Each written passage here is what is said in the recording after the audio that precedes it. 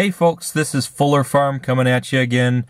I've been wanting to make this video for quite some time now. Disaster can strike unexpectedly at any moment. Fires, hurricanes, floods, blizzards, economic collapse, earthquakes, disease, social unrest, joblessness, famine, drought, and on and on.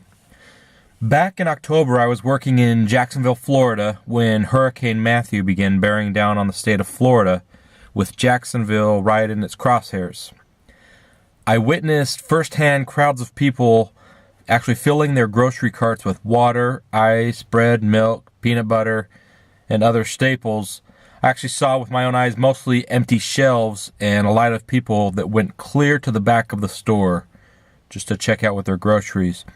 There was no pushing or shoving or yelling. The chaos was more akin to something you'd see on Black Friday, but with a much more solemn tone. Pallets full of cases of water were decimated just as quickly as workers wheeled them out. Shoppers hurriedly raced around getting last-minute supplies that would surely keep them safe and well-fed during the storm. I passed by gas stations where cars began to line up around the block and ATMs with longer than normal lines. Learning from Katrina, Sandy, and others, the locals knew that once the power went out, there would be no more access to cash or gas. So they were lining up. On the advice of a coworker, I too pulled out extra money in preparation for some unforeseen scenario. I saw firsthand how quickly flights out of town can become booked solid or even canceled, and a long car ride in gridlock traffic can be your only escape. I was lucky enough to make it on a flight that departed 12 hours before the hurricane actually struck Jacksonville. In case the city closed the bridges, which they often do once the winds breach a certain threshold, I actually crossed the bridges long before my flight and headed to a shopping area near the airport to pass the time. Now, from Gander Mountain and Walmart and even Home Depot, I was surprised that each store I entered had set up some impromptu emergency supply section within just feet of the front doors of the store. And local residents were scouring that section for last-minute emergency preparations. Those retailers knew just how to get the most out of the situation that was happening. Now, this was not my first time fleeing from a hurricane. We once had to evacuate from the Outer Banks while camping on the beach. We had to make it to the ferry before the seas became too treacherous to cross on the ferry. That was our only escape route. I've also seen firsthand the devastation that a 200-mile-per-hour tornado can deliver on a community. Just 3 months after Joplin, Missouri was hit by an EF5 tornado in 2011, our family toured the piles of debris that were once homes, schools, and businesses. Our eyes were wide as we drove around what looked like a war zone or something hit by a nuclear blast, something from a movie. I'll never forget the sight of a 2-story house as we drove by. This house was cut in half and was completely exposed, almost like a cross-section. There was an exposed closet on the 2nd story with 3 or 4 articles of clothing still dangling in the closet there. Where was that family? Were they safe? Were they prepared? These are things that I wondered about.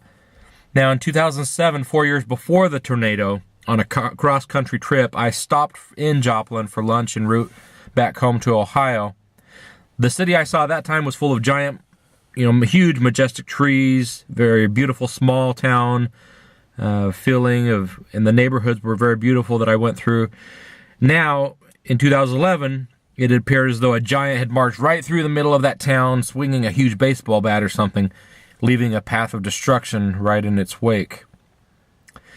It may come as no surprise to you that stores like Home Depot and Lowe's and Menards see huge sales before and after a natural disaster.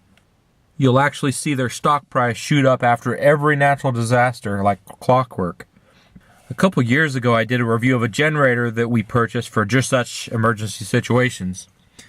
Now, I'm going to take you behind the YouTube curtain to what YouTube creators know as YouTube Analytics. Each of these spikes are huge jumps in views on my generator review video. I can link every single spike to a specific natural disaster. This one right here is Hurricane Matthew. This one was a blizzard that hit New York. This one happened during extreme flooding in North and South Carolina. I even see smaller spikes after big thunderstorms. After the disaster strikes is when people start searching for how they can be prepared. They were either impacted by the disaster or it just reminded them that they aren't prepared, and they hit the interwebs looking for generators and other preparedness items. Whether I like it or not, I make money every single time a natural disaster hits. Doing a review of my generator has now paid for nearly $200 of my $600 generator, and it increases every single day that there's some sort of disaster. The lesson here is that today is the time to prepare for any disaster that may come your way. Don't wait until after the storm hits. Whether it be unemployment, sickness, or a raging storm, start preparing today. If you start searching after the storm hits, then it's too late for you and your family. I don't know if it was coincidence or fate, but completely unrelated to the pending hurricane in Florida, a certain coworker suggested I would enjoy reading 1 Second After by William Forstchen. On the flight to Jacksonville and home again, I devoured the book. It wasn't award-winning literature, but the scenario posited in the book was fascinating and very real. The book paints very clearly, with painfully accurate details, what would likely happen to American society and infrastructure should an EMP detonate in the atmosphere above the United States and wipe out the electric grid indefinitely. What starts out as an inconvenient power outage becomes more and more painful for this town as they see the direct impacts of looting, lawlessness, food scarcity, armed mobs, infighting, health crises. It actually broached some scenarios that I had never even thought of or had crossed my mind, like what would happen to assisted living facilities or the impact on individuals relying on certain medications, like diabetics, and what groups of desperate people would do to try to survive. Anyways, I highly recommend this book. If you're already a prepper, you will get some ideas and learn where you can make improvements to your plans and preparations. If you're not a prepper, it will surely open your eyes. Now, I don't wear a tinfoil hat, and I hope I don't come off that way. I prepare because I want to be ready to take care of my family and those around me should we face one of these unexpected events, no matter what form that disaster takes. I do want to say a little word about EMPs, though, since the book that I mentioned talks about that scenario. That's the plot of the William Forstchen's book. A lot of people and media think it is laughable that North Korea could launch a nuclear weapon from North Korea and strike the U.S. Well, did you know that North Korea already has 2 satellites that orbit over the United States? We don't know, at least publicly, what kind of payload they may or may not carry. All it takes is a high atmosphere explosion of a primitive nuclear device to trigger an EMP and potentially wipe out the electrical grid. They don't even need to perfect the technology. Just some food for thought.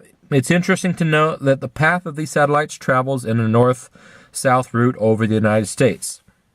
I'll let you guess in which direction we have the least amount of shield, so to speak, against attacks. I'll give you a hint, it's not pointed towards Mexico or Canada. If you've made it this far, then thank you for watching. I hope this helps remind you to prepare now for the unexpected. Don't be like all those people who are searching for emergency supplies after the storm. You'll help pay for my generator, but it won't do you any good. If you haven't subscribed, then please hit that subscribe button and share this video. Let us know in the comments below what you and your family are doing to prepare now. Share your favorite ideas for preparing for emergencies. Please stay safe and remember, if ye are prepared, ye shall not fear.